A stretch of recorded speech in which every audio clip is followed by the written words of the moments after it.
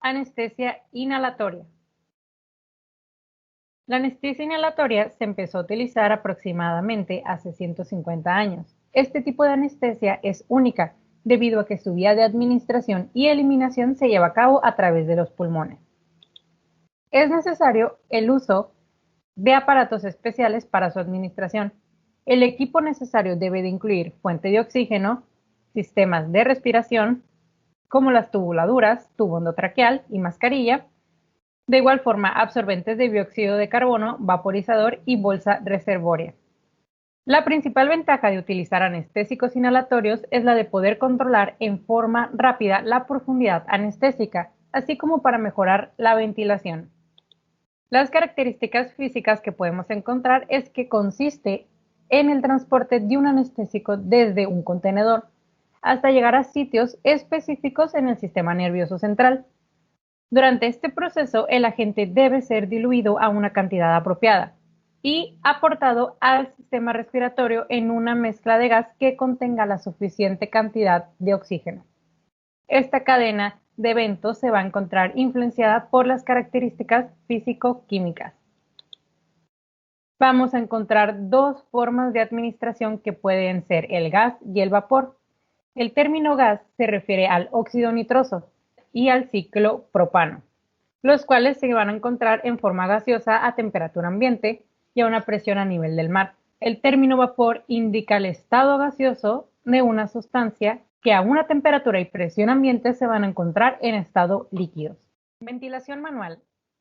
La ventilación manual puede utilizarse para asistir o controlar la ventilación mediante la administración de presión sobre el balón de circuito anestésico.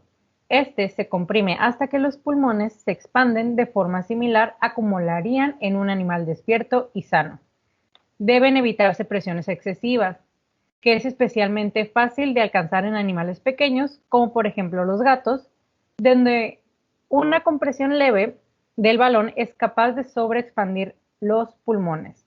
Su aplicación ocasional cada 5 minutos permite expandir los alvéolos colapsados y revertir la aparición de atelectasias. La presión aplicada puede comprobarse dado que algunos circuitos anestésicos incorporan un manómetro o puede adaptarse uno al circuito. Alternativamente puede conectarse una columna de agua. Es conveniente fijar el vaporizador al 0% para evitar un aumento de la concentración que se produce con algunos modelos antiguos y controlar la profundidad anestésica basándose en los signos que determinan la misma. Si el paciente presenta una frecuencia respiratoria menor de 8 respiraciones por minuto y volumen corriente insuficientes, debe iniciarse una ventilación asistida con 12 a 16 respiraciones por minuto y una presión máxima de 15 a 20 centímetros de agua. En 3 a 5 minutos el animal deja de ventilar espontáneamente y el anestesista inicia la ventilación controlada. En caso contrario, deben administrarse bloqueantes neuromusculares que paralizan la musculatura esquelética, aunque rara vez son necesarios en la práctica. Una vez que se ha iniciado la ventilación controlada de 8 a 12 respiraciones por minuto es suficiente, con una presión de 6 a 15 centímetros de agua. Si el tórax está abierto, se pueden requerir presiones de 10 a 20. El tiempo inspiratorio debe ser de 1 segundo a 1,5 segundos y el expiratorio del doble. Normalmente no debe mantenerse presión sobre los pulmones durante la expiración, por pequeña que ésta sea. La forma de determinar la presión administrada sin un manómetro se va a basar en la apreciación visual de una buena pero no excesiva expansión del tórax. Un animal pequeño, como por ejemplo los gatos, necesitan presiones inferiores al ofrecer su caja torácica menor resistencia a la insuflación. Van a existir varios métodos para realizar una ventilación manual, desde los más sencillos como el soplado a través del tubo endotraqueal, que este se utiliza solo en emergencias, o métodos más adecuados como el empleo de un balón autoinflable o ambú o del balón del circuito anestésico. Y en animales pequeños cerrando la salida de un circuito sin respiración o la pieza en T de aire dejando que el gas fresco infle los pulmones.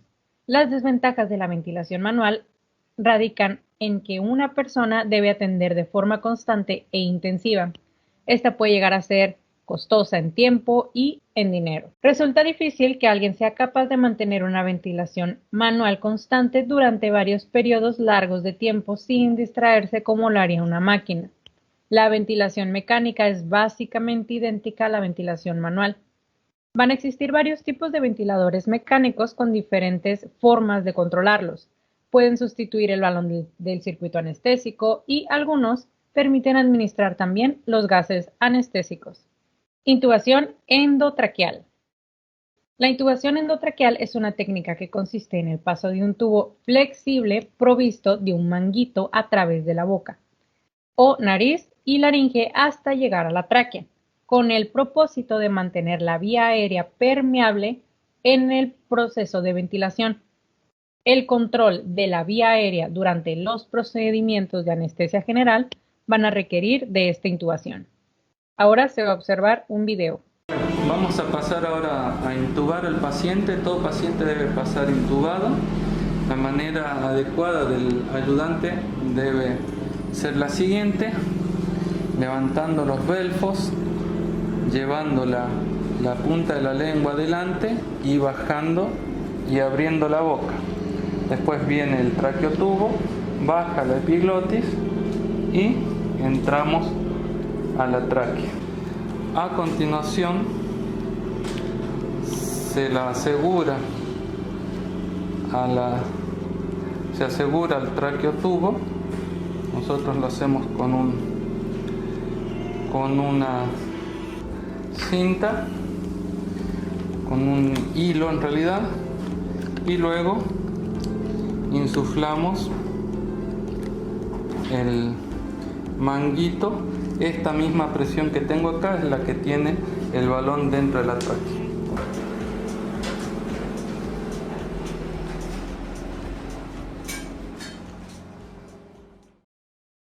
Técnicas de imagen. Entre las técnicas de imagen tenemos la rinoscopía, la laringoscopía y faringoscopía. De primero hablaremos de la rinoscopía. Esta permite el estudio visual y la toma de muestras de la cavidad nasal mediante el uso de un endoscopio. Este endoscopio puede ser rígido o puede ser flexible. Ambos procedimientos son de importancia para evaluar las enfermedades de la cavidad nasal. La rinoscopía se utiliza como técnica diagnóstica cuando se sospecha la inhalación de un cuerpo extraño o cuando la signología es crónica para evaluar el estado macroscópico de la mucosa nasal, la luz, el contenido y tomar muestras. ¿Cómo se hace esto? Bueno, el posicionamiento es de cúbito external con cabeza y cuellos extendidos apoyados sobre una almohada. ¿Esto para qué? Esto es para que la cavidad nasal quede en el mismo plano que el resto del cuerpo.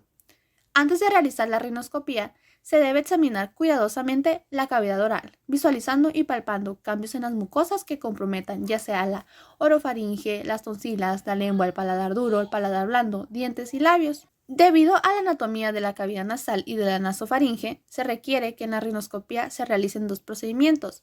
Está la rinoscopía posterior y la rinoscopía anterior. La rinoscopía posterior permite la visualización de la rinofaringe, las amígdalas y el paladar blando. La rinoscopía anterior es para inspeccionar las fosas nasales, los meatos y los cornetes. Primero se realiza la rinoscopía posterior y luego la anterior, por si ocurre algún sangrado que no permita visualizar la mucosa nasal. De siguiente, tenemos un video acerca de una rinoscopía realizada a un perro. Primero se revisó el lado derecho y en el lado derecho podemos ver que todo está normal, todo tiene un color rosado, y en el lado izquierdo es cuando ya se presenta el problema.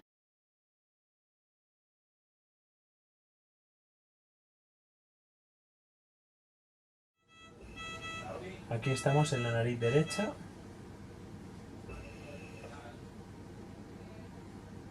Está un poquitito irritada.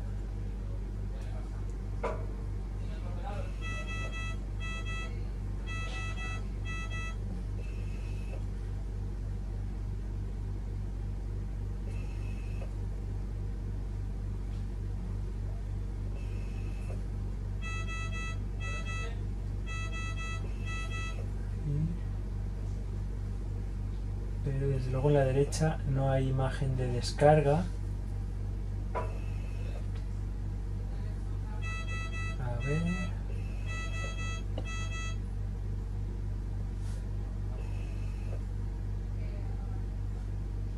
Bueno, ahí tendríamos que mirar luego un poquito más.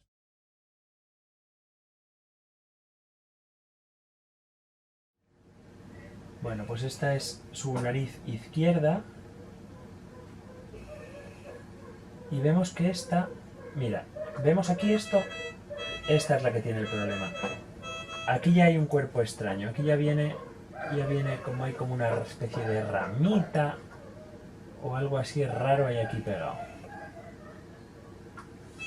Y esta, en concreto, que esta es su nariz izquierda, esta sí que se ve ya con cambios aquí un poco patológicos. Tiene más secreción, tiene más cosas raras.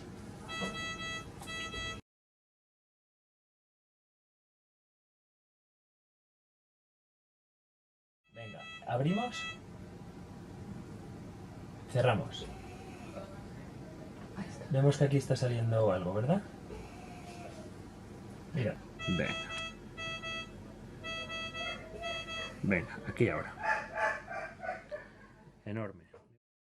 Ahora hablaremos de la laringoscopía y faringoscopía. Con esta técnica diagnóstica, que es mínimamente invasiva, podemos evaluar la orofaringe, nasofaringe y laringe, valorando la función de los cartílagos aritenoides, las cuerdas vocales y las anormalidades estructurales.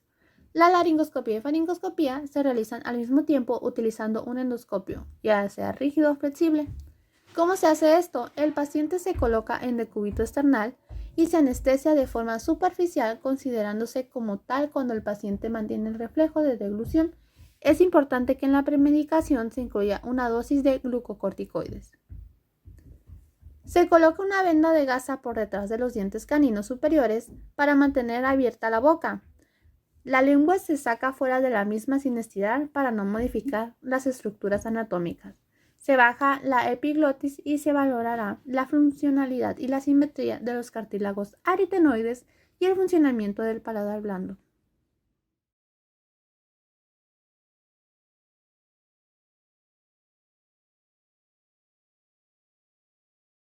La angiografía pulmonar es un estudio en el cual se busca evaluar la circulación sanguínea en los vasos pulmonares por medio de imágenes obtenidas por fluoroscopía, en busca de poder visualizar su trayecto, dimensiones, características de las paredes y detectar alguna anomalía de la irrigación. En contadas ocasiones se puede administrar medicamentos a los pulmones cuando se ha encontrado un coágulo de sangre durante el procedimiento, obstruyendo de manera significativa la circulación pulmonar. Normalmente, los pacientes no refieren dolor o grandes molestias, ya que los catéteres no producen ninguna sensación dentro del cuerpo. Durante la angiografía, se coloca un catéter en la vena femoral o la vena braquial. A continuación, el catéter es guiado a la zona que debe estudiarse. Luego, se inyecta un tinte de yodo en el vaso sanguíneo para hacer que la zona se vea más nítida en las imágenes radiográficas. La angiografía pulmonar se usa para evaluar las arterias que van a los pulmones y los vasos sanguíneos en los pulmones. También puede detectar el estrechamiento o la obstrucción de un vaso sanguíneo que reduce o detiene el flujo de sangre. Se denomina traqueotomía a la abertura temporaria o definitiva de la vía aérea a nivel de la tráquea cervical. Cuando ésta es fijada a la piel, se denomina traqueostomía. Estas permiten que el aire ingrese a la tráquea en distal de la nariz, boca, nasofaringe y laringe. Se practica una traqueotomía para facilitar el flujo de aire. Es necesario para liberar obstrucción de la vía aérea superior, asistencia respiratoria durante periodos prolongados, asistir al manejo de secreciones de tracto respiratorio inferior y prevenir la aspiración de secreciones orales y gástricas. La traqueobronquitis infecciosa canina es una enfermedad muy contagiosa del sistema respiratorio superior, que puede afectar a perros de diferentes edades en forma individual o más seriamente a poblaciones donde conviven muchos animales y en las que puede ser un problema muy complejo de solucionar. Esta se transmite por contacto directo con un perro infectado y suele ir asociada a las perreras. Puede ser provocada por un virus o por una bacteria. Esta patología suele ser más severa en cachorros de menos de 6 meses, sobre todo si se encuentran bajo condiciones de estrés, llegando en algunos casos a producir una neumonía que puede comprometer la vida del animal. El gran problema es cuando esta enfermedad se produce en lugares donde conviven gran cantidad de animales, como en el caso de perreras, criaderos, tiendas de mascotas, canódromos, exposiciones caninas, etc., en donde puede ser un problema muy difícil y costoso de resolver. La prevención de esta patología se basa en la vacunación contra la Bordetella brachiséptica y el virus de la parainfluencia.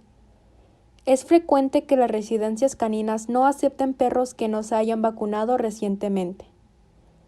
Esta vacuna se debe administrar por lo menos 2 semanas antes de entrar a la residencia canina o perrera o al asistir a una exposición.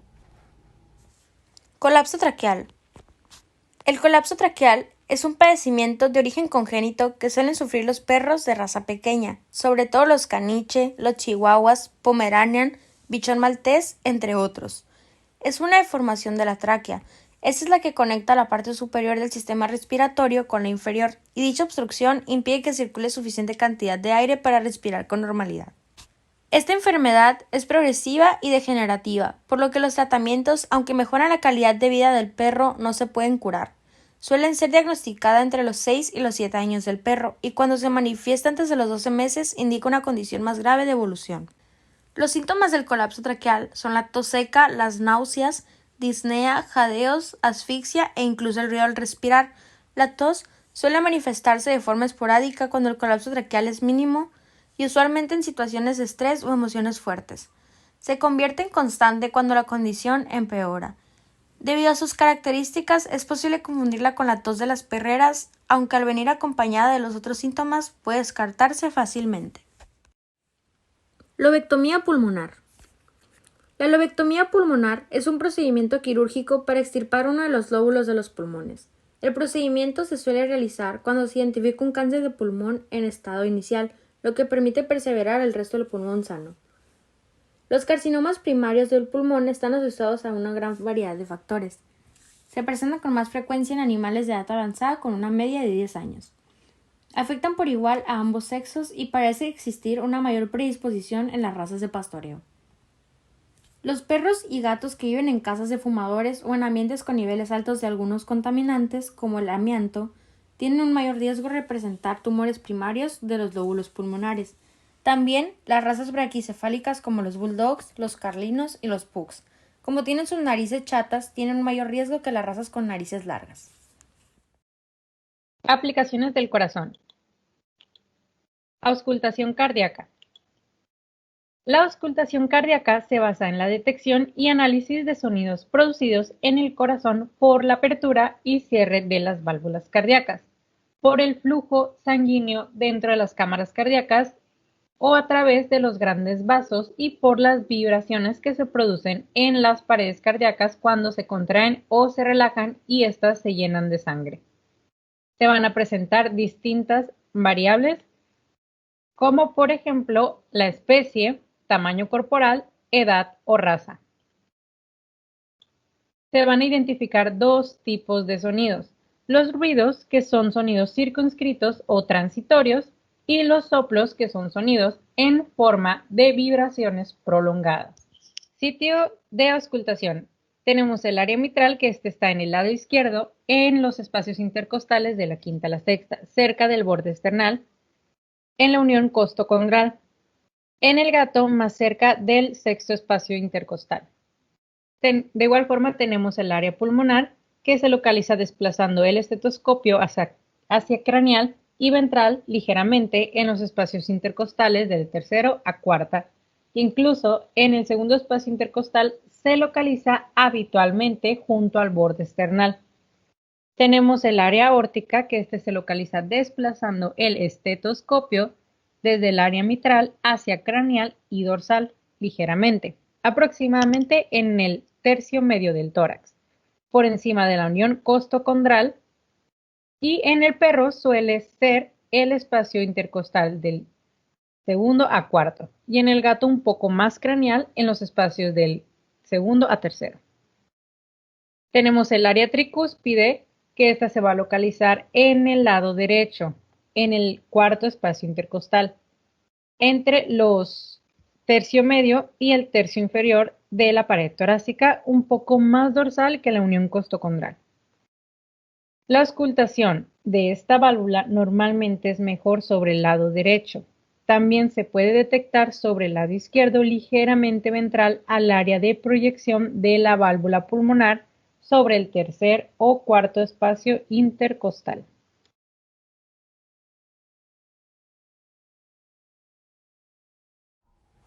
Un cateterismo cardíaco es un procedimiento donde un catéter se introduce dentro de un vaso sanguíneo. Luego, el cardiólogo lo guía hasta que llega al corazón y los vasos sanguíneos que lo rodean.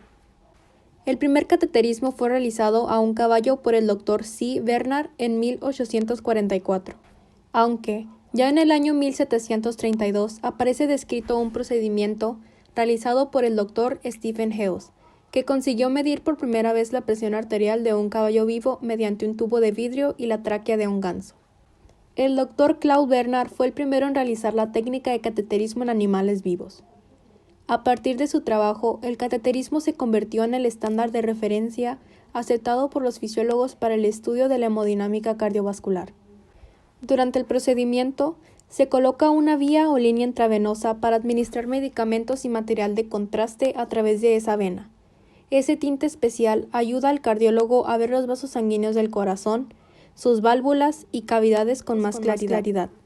El cardiólogo guía suavemente el catéter a través de la vaina y el vaso sanguíneo hasta llegar al corazón. Un tipo especial de radiografía llamada fluoroscopía permitirá que el cardiólogo guíe el catéter hasta donde necesite llegar. Ecocardiograma. Para evaluar si el animal presenta alteraciones visibles en el corazón, se lleva a cabo una ecografía con medición del flujo, lo que se conoce como ecocardiograma Doppler. La ecocardiografía ofrece la posibilidad de visualizar de una manera no invasiva el funcionamiento de la cavidad cardíaca y de las estructuras internas del corazón, como son el funcionamiento y grosor de las válvulas cardíacas, el espesor del tabique interventricular, el diámetro de la aorta y arteria pulmonar. Además de la posibilidad de medir el tamaño y dimensiones de las cavidades cardíacas, es decir, las aurículas y los ventrículos. Asimismo, la información que nos aporta la ecocardiografía Doppler color sobre el flujo sanguíneo, basado en las diferencias de color en función de la dirección y presión del flujo, ha supuesto una gran ayuda en el diagnóstico de insuficiencias valvulares.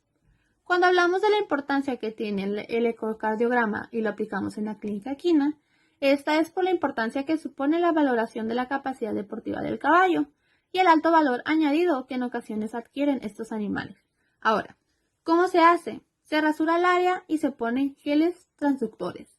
La exploración ecográfica se realiza en ambos lados, aunque la mayor y mejor imagen es sobre el lado derecho, colocando el transductor sobre el tercer o cuarto espacio intercostal a la altura del codo, desplazando la sonda craneal y dorsalmente para visualizar las diferentes estructuras valvulares de la base del corazón. En ocasiones, es necesario que se levante y desplace la extremidad hacia adelante para permitir un mejor acceso a la región más craneodorsal del corazón, que en condiciones normales, con el animal en la estación, se encuentra protegido por la masa muscular de la extremidad. Radiología cardíaca. En la radiología cardíaca es posible inferir la ubicación de las cámaras cardíacas principales e identificar los cambios patológicos de su tamaño, posición y forma. Debemos tener presentes las distintas morfologías cardíacas que en función de la tipología de tórax presentan las diferentes especies. Nos sirve para identificar enfermedades como cardiomegalia o insuficiencia cardíaca. Bolsas guturales. Timpanismo de las bolsas guturales. Enfermedad propia de los potros más jóvenes, el cual aparece entre los 6 y 15 meses de edad. Esta enfermedad es desarrollada por la entrada desordenada de aire dentro de las bolsas. Dicha situación es producida por alteración de la plica faringeo-gutural, que es el pliegue o membrana que da entrada a las bolsas guturales desde la faringe. Esta entrada o plica se encuentra en ambos lados de la faringe, en situación dorsolateral. Por razones poco conocidas como alteraciones anatómicas o procesos inflamatorios, el aire es capaz de entrar en el interior de las bolsas guturales, pero no de salir. La plica faríngea se comporta como válvula impidiendo que salga el aire acumulado y produciendo deformación no dolorosa en la parte lateral y dorsal de la faringe. Esta deformación puede causar disfagias, incomodidad y eventualmente dificultad respiratoria. Este suele ser un estado pasajero. ¿Qué quiere decir esto? Que se termina desinflamando sin tratamiento. En casos más persistentes, la aspiración del aire por la canalización de las bolsas o la instalación de líquido en su interior suele ser suficiente para que desaparezca el problema. Micosis de las bolsas guturales. Es la más grave de las afecciones de las bolsas guturales. Es una enfermedad poco frecuente de los caballos, fatal en un 50% de los casos. Es una infección fúngica de una o ambas bolsas guturales. Coloniza principalmente las paredes de las arterias carótidas interna, externa y maxilar, en su paso por las guturales. Con el paso del tiempo, el hongo puede erosionar la pared de los vasos y causar una hemorragia potencialmente mortal. Las fases iniciales de la enfermedad cursan de forma asintomática y solemos diagnosticarlo ante la aparición de hemorragia nasal, generalmente no relacionada con el trabajo. En principio, la hemorragia es muy leve y esto hace en que en muchos casos los propietarios no lo valoren, pues aparecen moderadas manchas de sangre en el oyar y no solicitan consulta. Cuando nos encontramos con esta hemorragia, debemos realizar una endoscopia de vías respiratorias altas y localizar el punto de sangrado. La presencia de sangre en las bolsas suele ser indicador de micosis sobre la carótida interna en la mayoría de los casos. El tratamiento se suele realizar mediante lavados, preferentemente abordándolas por vía nasofaringea, guiados por endoscopia.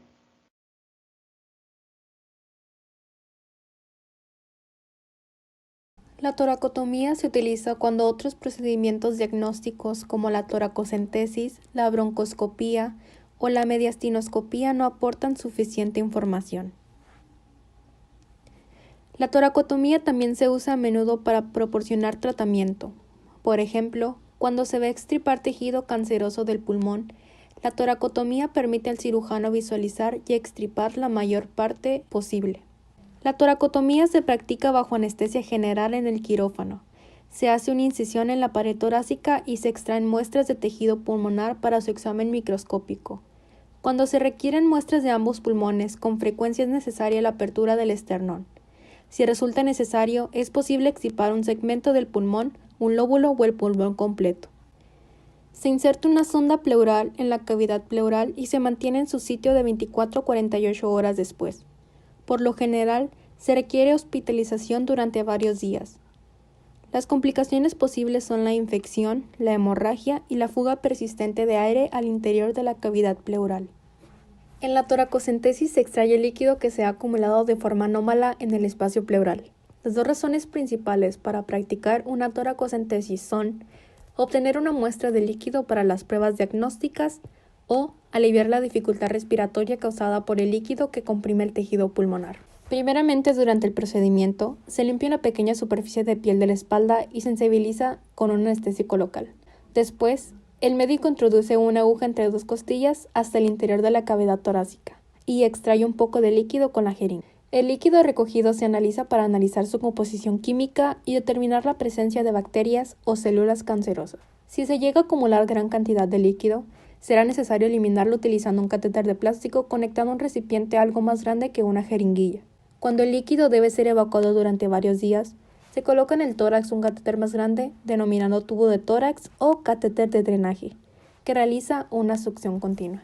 Complicaciones durante esta o después. En ocasiones se puede llegar a sentir algo de dolor o ganas de toser cuando el pulmón se llena otra vez de aire y se expande contra la pared torácica. También se puede sentir mareo y dificultad respiratoria durante un breve periodo de tiempo. Otras posibles complicaciones son la punción del pulmón con fuga de aire al interior de la cavidad pleural, sangrado en el espacio pleural o en la pared torácica, desmayos, infección, punción del vaso o del hígado o la acumulación de líquido en el interior del propio pulmón.